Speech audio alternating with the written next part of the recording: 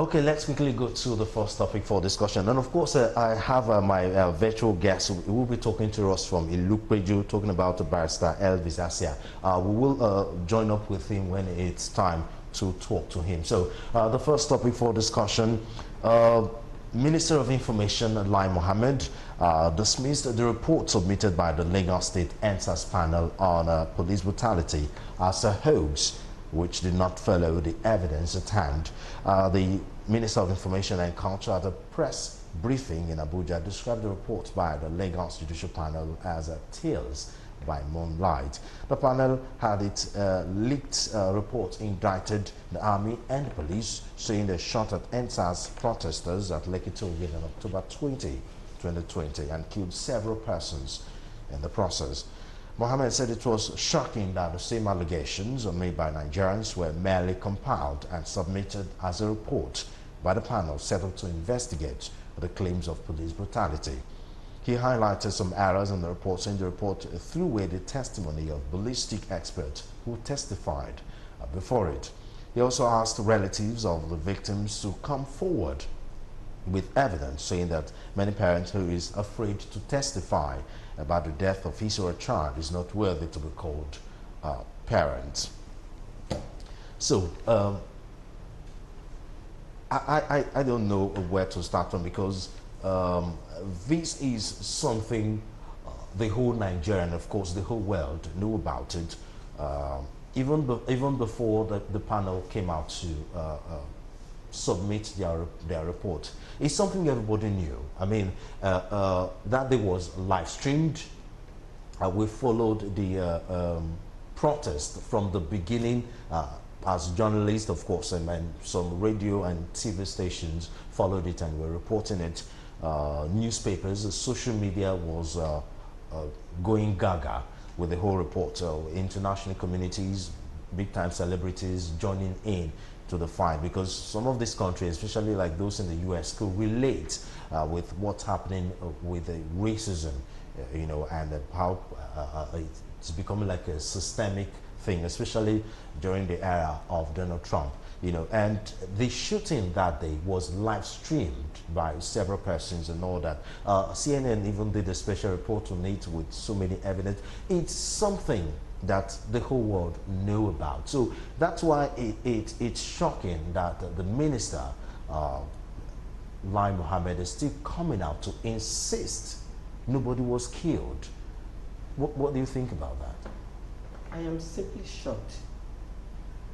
But maybe saying I am shocked is to state an obvious fact. The average Nigerian is certainly shocked at the utterances of Mr. Lai Mohammed. What is particularly shocking for me is the fact that the gentleman is a lawyer who knows and should value evidence as against speculation. Remember that when CNN first did its report concerning the shootings and the authenticity of what they reported, and this, our popular minister, Lai Mohammed, came out to say CNN was talking rubbish and he was going to sanction them. Now, when the report came out, or let's say when the leaked report, because I'm still going to address that, came out, CNN now still came back to do what I want to call a chest thumping. That we said it. They now placed their report again against the timeline of the event. And they now repeated, like they said, in response to Lai Mohammed's threat that he was going to sanction the CNN, that they stood by their report. That is, they were not abandoning whatever they said earlier, and they are now saying, by the leaked report, emphasis on leaked, they are vindicated. But let's come home and ask ourselves some serious questions. Would a lawyer work with speculations as against hardcore evidence? By Lai Mohammed's reaction, is he saying that the leaked report is the official report? Compare what Lai Mohammed said to what is appointed the CEC, the Chief Commanding General of the Nigerian army, that is Muhammad Buhari, compare his response to that of Lai Mohammed. The president of the country, the commander-in-chief of the armed forces, said, I will await the report of the Lagos state government to know what the federal government is going to do. The Lagos state government is yet to issue any white paper. Now, is Chief Lai Mohammed... And the world is anticipating, waiting for that popular white paper. Why this big hurry? He could still have done what that he has done. Perhaps if he waited for the response of the Lagos state government, either authenticating, approving, and respecting the recommendations of the panel. He has not done all this, but he has taken a step that is rather curious and surprising, and in a little way frightening. Like the gentleman had something to hide. We had all that played out. First, when the Nigerian military was trying to deny that it was never involved, that soldiers were not there, and hardcore evidence was given, but they said we were there. A brigadier came out and said, look, we were there. Then a general came out and said, we were there, but we did not use live bullets. The panel visited. They saw the shells of expended bullets. They said these were live bullets. They called in ballistics experts, forensic experts, to examine all this. Yet they say all this happened. Now, like Mohammed is saying, there was no massacre. Maybe by massacre, he meant the number of persons killed. But to have said nobody was killed, I would give anything to like to know what is going on in the mind of Lai Mohammed. I would give anything to sit down with him and ask him, sir, do you realize that there is a life after politics? Because all these obvious misrepresentations, these deliberate misrepresentations of facts, hardcore facts that are there in the public domain, what does this gentleman intend to achieve for the federal government? I think whatever it is his aim, I think he's achieving the opposite and painting the federal government black in the eyes of the international community. Because the panel was headed by a distinguished retired justice of the Lagos State High Court, Honorable Justice Doris Okuwobi, Senior Advocate of Nigeria, was there, and some other persons who did not apply to be put on the panel, who were picked because integrity was assumed in their favor. And these persons will now learn their lives have been threatened because of the leaked report. We do not know yet whether what the state government has is what is in the public domain. Why does our brother, our father, our friend, Lai Mohammed, as in not L-I-E, L-A-I, Lai Mohammed, what is the big hurry? It is, we can use this small analogy. There's a Yoruba proverb that says, somebody has been accused of eating grandmother's soup. Then a child comes out, what soup? Who is going to eat a soup that has no salt? You get the correlation? I do. How did you know that the soup had no salt? This leaked report, which you are saying that is not reliable, is not authentic, why are you reacting to a report that is not authentic? I think if I had the opportunity to say to Chief Lai Mohammed, they should take it easy, because there's a life after politics. I do not know what legacy he thinks is living for his children. And I think I'd like to stop it there. Okay, let's say your view.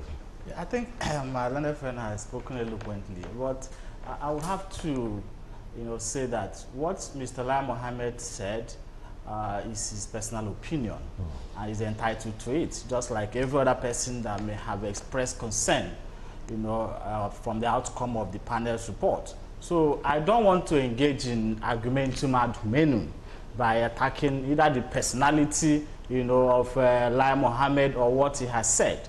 All I can say is that, Lai Mohammed has stated his own position, or what he feels is the position.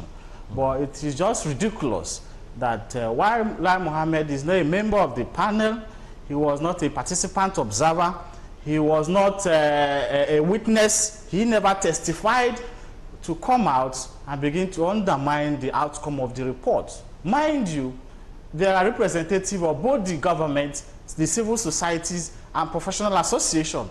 The panel report, they were unanimous in their conclusion.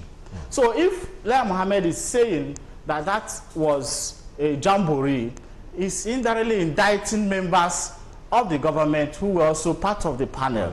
So it is his own opinion, and I respect his opinion, but just like my friend said, there should be a life after government.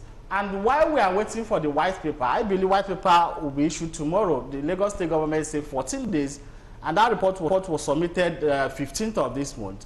So by tomorrow, we expect to see white paper. But the truth is this: the white paper is even unknown to law. It's just the administrative procedure of government.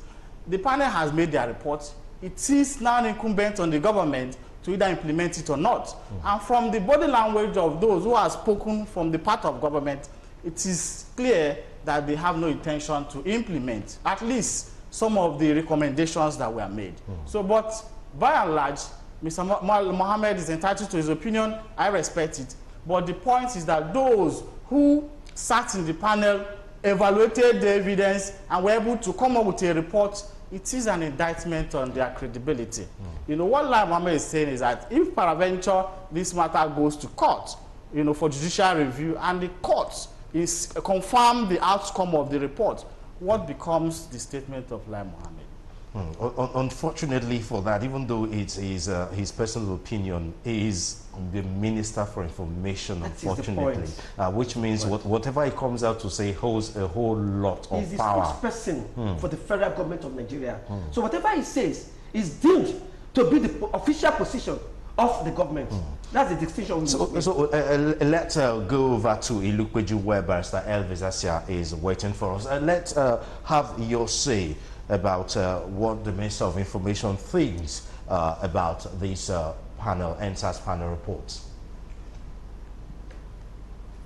Thank you, Solomon, for having me. I'm not surprised at the comments attributed to the Honorable Minister. This has been his position all along. He has always maintained that there was no massacre, there was no shooting at the Lekki toll gate. In fact, he had originally said that even the soldiers weren't even there until the soldiers came to say, okay, we're there, but we fired blank bullets and all of that. So I'm really not surprised to hear this from the minister. But it's quite unfortunate that, you know, we have a government that does not seem to appreciate, that seems to take Nigerians for granted. The issue, what happened in Lekki toll gate, is not something that can be hidden. There were people there. We are in the 21st century, for God's sake. People had smartphones. People had, you know, cameras, you know, that recorded a whole lot of things that happened there. But that toll gate was meant to have a camera system. So why didn't they produce the cameras? So at the end of the day, it's just very unfortunate. My concern, however, is that what he has said has clearly undermined the white paper that is expected. One would have thought that he would wait for the whole administrative process to take its course and then see what the Lagos State government is going to do on the basis of the report before you know, the government, the federal government starts to make its own comments. You know, from the beginning, I've always maintained that this panel will come to nothing because at the end of the day, a whole lot of the recommendations there cannot be enforced by the Lagos State government. The Lagos State government will have to perhaps forward the report to the federal government for implementation, because, you know, if it is true that the report has found that, you know, there was massacre there, that those who were involved should be punished, the Lagos State government doesn't have the capacity to punish it. In fact, the tribunal is a constitutional tribunal to even inquire. I had made that point. It's grossly unconstitutional for the tribunal to even make comments about the operation of the police in the country, because that's not a matter within the purview of the Lagos State House of Assembly, in respect of which a tribunal can be set up by the law, you know, that exists in Lagos State. You know, so the narrative is clear. The position of the federal government is clear on this. And I'm really not surprised. I think people should, perhaps just, turn a deaf ear to whatever Lai Mohammed says. Because, I mean, just like his name sounds, he's come to be identified with everything that is against, the interests of the people. But again, this was also an opportunity for the federal government to shine, to identify with the people. You see, it doesn't really matter whether 3 people were killed, whether 5 people were killed, whether 100 people were killed. What mattered was that there was a clandestine operation to unconstitutionally and illegally, disperse, peaceful protesters, and shots were fired. We were in this state when the Lagos State governor, I watched him on channels where he said that he has just visited people that were shot at the hospitals. He went to various hospitals to see those that were shot. That video is still there, and he even confirmed, that there was some fatalities at the time before the narratives, changed. Although he said they didn't know who sent people there. Of course, the army has also changed. So it's clear that there's an attempt to cover up this whole process. And Lai Mohammed, is only saying what we expect him to say. I mean, this is what he has said all along. It's quite disappointing, and it's a confirmation of the fact that we have a government have no interest on the people at heart. They just want to do anything that can protect their image, cover up their mess, and let it go. But you can't run that in a constitutional democracy. You're supposed to follow the rules of engagement. Even in a war situation, you're not supposed to be just shooting. And there was a time the Corona panel, was it Corona inquest or whatever, came up to say in Lagos that there were over 90 something or so abandoned corpses, in various hospitals, and the bulk of those corpses were died. People died from gunshot injury during the EndSARS protest, whether in Lekki Gate or elsewhere. So this is quite disappointing. It's a confirmation of my own earlier position that this panel might not really come up with any, might not really solve the problem which instigated the EndSARS protest.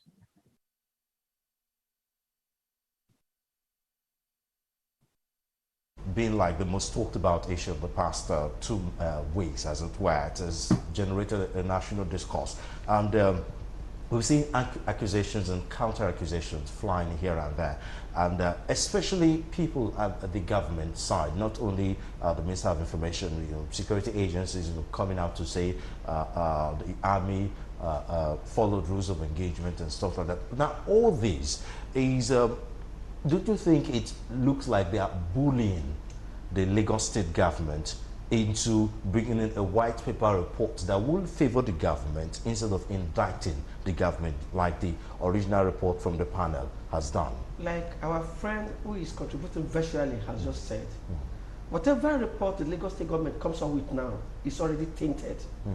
It's already skewed. The government, I am imagining, will be under tremendous pressure, serious pressure, as it were, to satisfy the federal government or to make its report be in line with the yearning of the people. So whichever way, I do not see a totally independent white paper being issued. We are likely to see more of a politically correct paper than a realistically workable paper. How do I mean?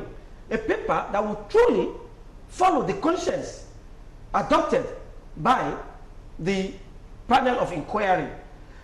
A paper that wants to speak to the future, learn from the mistakes of the past, apply it to the present such that tomorrow it is not repeated. For me, there's a big worry.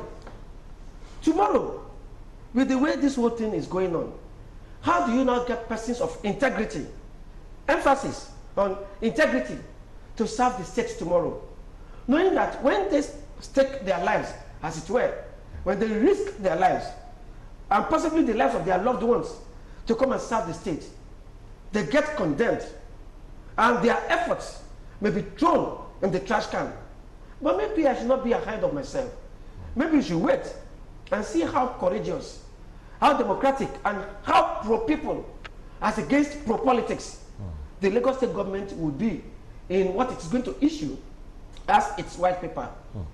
I choose to be optimistic though, because I mean the Lagos State Governor Babajide Sanwo-Olu has proved to be apolitical so far. I mean, even the report indicted him, you know, but so far he didn't interfere with the panel. I mean, it's from all of us out looking in, it looks like he gave the panel a fair, you know, A free hand to do whatever they are doing. So let's hope he will continue with that, with the white paper.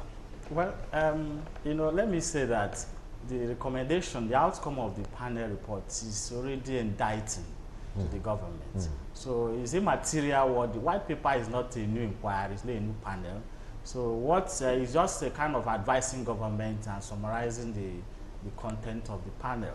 So it has no force of law, and as far as I'm concerned, it is already indicted, self-indicting.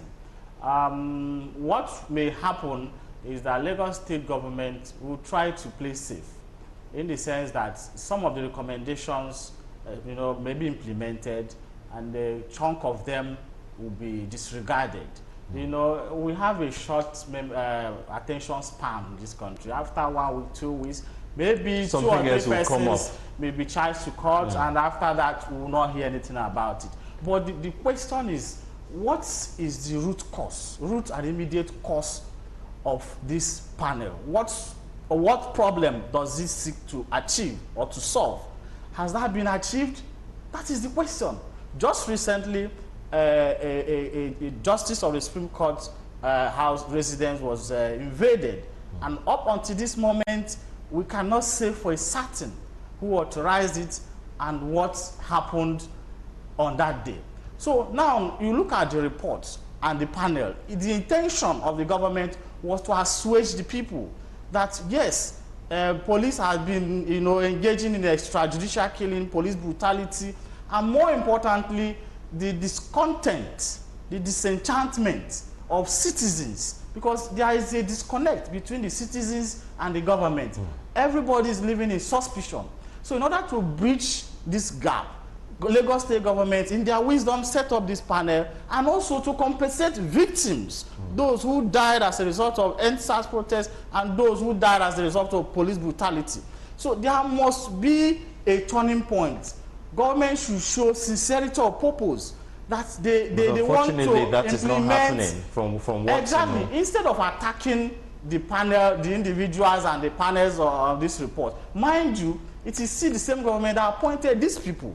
What happened is that, unfortunately, government, because they made this, they empaneled these people in a haste. So they thought those people will abide by their own terms. But these people respected their integrity, respected Nigerians, and ensured that the outcome is made public. They didn't shy away from it. So it is now incumbent on the government to whether to jettison the recommendation or to act on it. White paper or no white paper will not solve the issue. So let's go back to you, Barrister Elvis Asia. Now, if there should be a legal procedures, some people taken to court to pay for the crime, as it were. Which of the reports do you think will can be used legally? Is it the reports by the panel, the leaked ones, or the white paper? Which one has a greater legal backing here? Well, first, except we want to assume that the report that has been published is different from the one that the panel submitted. I believe the report that is relevant here is the one that is submitted by the panel. Just like my learned friend said, the white paper is nothing but a firm position of government on the report. Perhaps, you know, summary of it, the steps that should be taken to implement, or which of the recommendations should be implemented, and the steps that should be taken to do so. So the white paper means nothing really. What really matters is the report that was submitted by the panel. And I'm sure that that report would have been acknowledged by the relevant government agency that received it. And so where there is an issue that requires judicial review of the report. So the relevant report will be the one that was submitted by the panel. You know, if that is different from what has been published, obviously the one published will be irrelevant. What matters really, which is why I have been very cautious about making you know, general comments on the report, because until you see the exact report that was submitted, it might be premature to begin to make comments on the report, on the content of the report. Because yes, I mean, I'm not doubting the members of the panel who may have leaked the report, but I think it's better for us to see the one that was actually submitted and to see the extent to which the findings were made, the kind of evidence that was reviewed, and recommendations that were made. So that report is the one that's relevant, not the one that has been published online, if it is different from that. Nodding your head, which means you agree totally that the report from the panel is the main thing. But why is everyone, especially on the government side, making such a big deal about the white paper that is to come out? No, in addition to what my learned friend has said, I'll say both papers will be relevant. Okay. The panel report, when signed, like what we have on online, people are saying it has not been signed, we don't know whether it's the truth, will be heavily persuasive. The government white paper will be morally binding on government, that if the Lagos State government were to adopt a particular position today in its white paper, it becomes the official position of the state government concerning that issue, from which the state government cannot renege tomorrow. But I would like to quickly say one thing, please. Concerning this leaked report, maybe somebody has played the role of a whistleblower. Maybe somebody is extremely afraid that the report may be doctored. Hence, he wants to say, look, this is what we have submitted to the government. Why am I saying this? Shortly after the report was leaked, we learned that a member of the panel, one lecturer in the university, in the Lagos State University, did a paid advertisement in one of the dailies, which advertisement would have cost almost 2 million naira. Now, where did he get that money? A salaried person, a school lecturer, how could he have afforded to pay almost 2 million naira, 1 million, 900 something, 789,000 for the central page, double page advertisement? To do what? To debunk the panel report. Now, what are we looking at? If it is true that this man has debunked this panel report, and for all you know, that debunking, that paid advertisement could have been done in his name. Maybe he's even innocent. Maybe somebody who has the money and who wants to indict the panel itself. Remember, my learned friend said the report has indicted the Lagos State government. Now, some persons who are pro-Lagos State government, they also want to indict the panel report so that they want to use it as a smoke screen, and then divide and rule. If it is true that we have some persons in the panel saying, no, that's not our report, we will like to know the truth. Which one is the authentic report? And whichever one the Lagos State government works on will be the authentic report. We would like to see whether the state government will be able to say to us that the panel report was not a unanimous one. By unanimous, you know what I mean? Whether some person dissented, whether not all of the 8 or 9 of them signed, I think they are 8 in number, signed the panel report. If there is any official position that not all of them signed, then we may know where this dissent is coming from. But if the majority gave this recommendation, that this is our finding and this is our recommendation, the government will be bound by the majority finding. Whichever way it goes, there's a big task, and Nigerians are expectant as to what will be the content of the white report. Meanwhile, the reporters, you know, had the ripple effect. I mean, there are reports of some of the witnesses being harassed, you know, some of the persons that survived the NSAS protest and government assassinations and stuff like that, you know, coming out to testify to the panel on that. I mean, it's so bad that civil society organizations this week came out, a press conference, having like a cry to protect victims of this NSAS from harassment. I mean, there were even some names like Kemson Ibe, Barrister Olu Adegborowa, Wisdom Kunle, and Barrister Faruti, all have been been harassed and having death threats. Because I mean, the whole point of it was that this panel did a thorough investigation, despite some hoops that they had to run, despite some barricade, as it were, that they had to face. Yeah, well, the truth is that the outcome of the panel had already embarrassed the government. So if the government is trying to get at specific individuals who played one role or the other, I don't know what they intend to achieve with that. So the panel is an outcome of a thorough investigation conducted by a panel of inquiry established under panel of inquiries law of Lagos State. So it has, for government, if this allegation is true, it is going to be counterproductive. What the implication is that the NSAS may not have died. It may not have died. And if the government don't handle this effectively, this might blow up in their face. And it may be disastrous. It may not be as it is in 2020.